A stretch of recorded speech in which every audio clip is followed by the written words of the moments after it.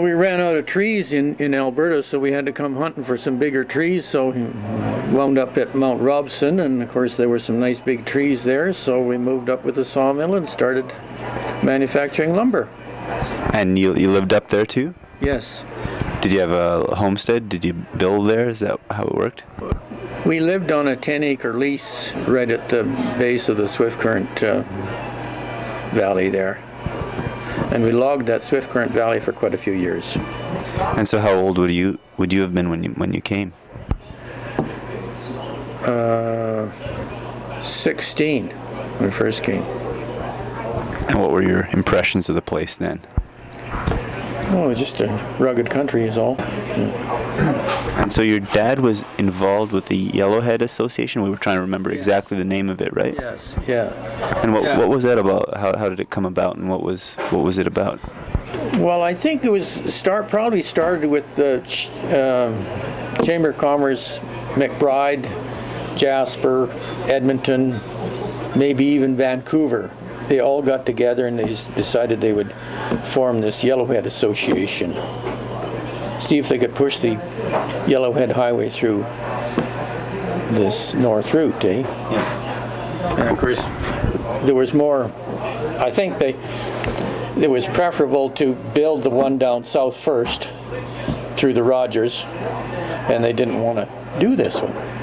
So finally, by 1964, there had been enough pressure put on them that they decided that they would actually build this.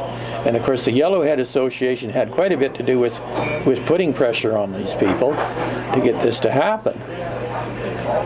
And how did your dad become involved with that? What was his role, kind of?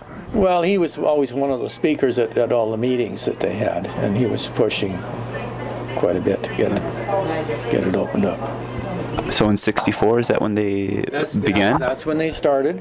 They had 140 miles of highway under construction all at one time, right from the Alberta border west 140 miles. And I think it was completed completely in about 4.5 years, bridges and all. The original road was not a very good road for traffic, and it was completely impassable in the wintertime. So he tried to figure out some way to get this thing opened up so they could get winter traffic going through. So in I think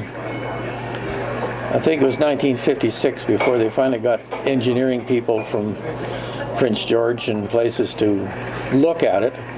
And one day they got the engineer from Prince George to come down to Mount Robson, and they went through and they went over the 3 areas that were needed changing, and they just sort of like hung ribbons through the bush, and then they came back and built all these detours around the steep hills. Where would that road have been in those years? What kind of shape would that road have been in? Well, it might not have done anything until 1964 when they started to see there was a period of 8 years in there where they got a chance to use it, where they never started building the highway until 1964. And what kind of traffic came through before that? Well, up until the time they got the detours and stuff in, there was hardly any traffic. But once they got all those detours open up around those steep hills, then there was lots of traffic. There was truck traffic, there was all kinds of traffic. Prior to 1956, there was no roads opened, nothing. So who shut these roads down? The snow in the wintertime. The conditions? Yeah. They never even plowed the road to Mount Robson. We used to have to plow that ourselves, all the way from Tejon. The Barton Highways never put a nickel towards plowing that road. So from how many miles would that be from the campsite to your limit? Where would your dad keep that road open? Well, I think in total we probably kept about 15 miles of road open ourselves. And is that those 3 hills? There's three bad hills in that area, and those are really bad. Well, no, that was always closed. They never opened that up at all. So So how did you get around? You couldn't. You had to go by train, eh? You couldn't get to Jasper. You had to go by train. But after 56, then everything was opened up. So what happened in 1956? That's after they got those detours opened. So you could bypass those hills. And it was done through the association? No, that was all my dad's doings. Did he lobby Victoria? Yes, he did. So did he go down and talk to any? He did, yes. Yes, he did. He made quite a few trips to Victoria. Okay.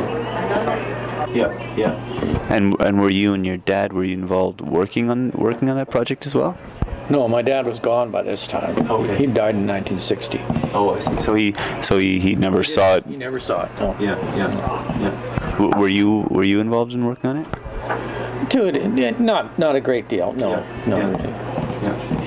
What kind of work were you doing by then? I was doing my logging thing. Yeah. And manufacturing lumber. Yeah. I cleared a lot of the right-of-way for them and sawed lumber out of the logs. And how long did you keep logging for? I run the mill up until 1969, and then I went logging after that again, and logged till 1976, and then I started this business here. What made you do the change from logging to this business? It was a means of retirement. Retired to fixing trucks rather than running them. During World War II, the Japanese people were put away on work camps, and in this area of Alberta, Tejon, there was camps up here. Yes. Do you know approximately where they were situated? Well, I only know of about 4. There was one at Alberta. There was one at Tejon, where the present Tejon weight scale is now. There was another one right at Red Pass, and another one at Yellowhead. You said Red Pass. Red Pass, yeah. Was that a main center at the time? Yeah, that was the store was at Red Pass. Who owned that store? Lloyd Williams at that time. Lloyd? Yeah. Okay. Did he open that store? Did he start that store? No, it was actually, I think, probably started by Frank Woodley many years before that. And Frank also had built a hotel in Red Pass. His son had a car dealership at McBride, a Ford dealership, Gordon. So he ran a car dealership in McBride? Yes. There was car dealerships in McBride? Yes. That was in the 50s, early 50s. There were a few, weren't there?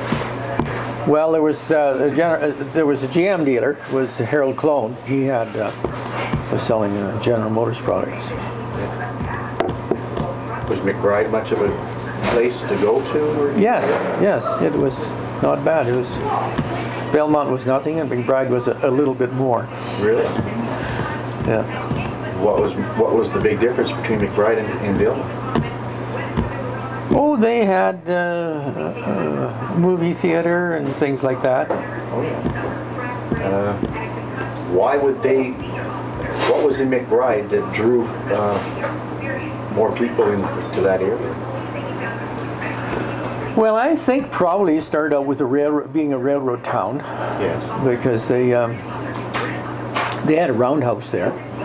A roundhouse is a place where the trains turn around. Trains around. Okay. Yeah. So there was quite a bit of activity with the Canadian National Railway. Okay. And of course there was lots of logging had started up around McBride. Because they're quite a middle of nowhere as well. Yeah, but then it's a long ways to Prince George from McBride, and there was nothing in between. Except little railroad villages, probably. Yeah, there's really nothing in between now. Well, yeah, it's not much different than it was way back.